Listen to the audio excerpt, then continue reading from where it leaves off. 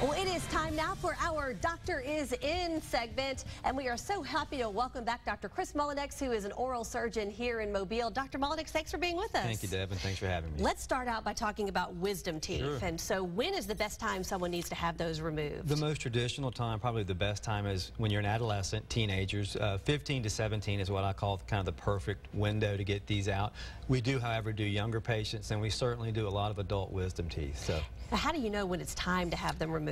with children, as they're coming in at the age of wisdom, quote unquote, which is where they get their name, they hurt. They're cutting their teeth. They're painful. They can cause crowding of teeth. They can damage adjacent teeth. So usually the children will come in when they start to hurt. Right. And so why would you want, say, an oral surgeon to do this versus a dentist? Sure. Well, we have specialty training, so we go to a residency that is 4 to 6 years, and one of the biggest assets that we have is anesthesia. We can actually put the patient to sleep, and most patients want to be asleep for this procedure. Absolutely. It's something that you don't want to remember. Correct. And you typically have all the swelling after that recovery.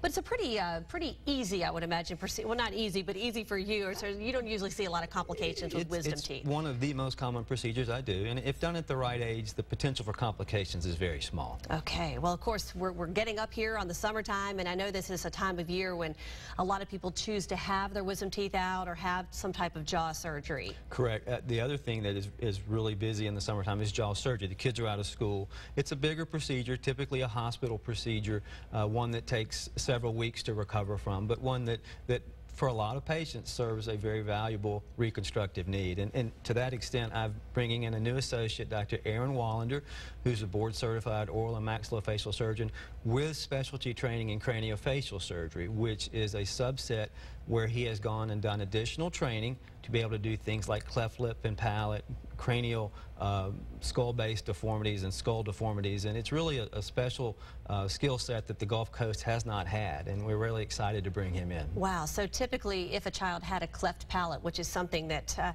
is not common, but people may have heard of this, they would have had to go elsewhere to have this done. Potentially would have to go to an academic setting such as Birmingham at UAB or LSU or even Jacksonville for some of these procedures, and he brings that skill set to the Gulf Coast, and we're really excited about that. If a child has a cleft palate, is that something they need to have taken care of as a baby? Absolutely. In fact, in this country, it's very unlikely that they would have an unrepaired cleft lip and palate. Okay. And those procedures start as early as 8 to 10 months for repair. They're stage procedures, and sometimes the surgeries will go through stages even into adolescence. All right. Well, Dr. Chris Mullenix is our guest today for the Doctor is In segment. If you have any questions about wisdom teeth, cleft palates, jaw surgery, TMJ, anything you want to talk about that's related to an oral surgeon, you can do that on Facebook Live. Dr. Mullenix is sticking around. We'll be taking your questions on WKRG's Facebook page right at 12:30. Thanks so much, Dr. Mullenix. Thank you, Devon.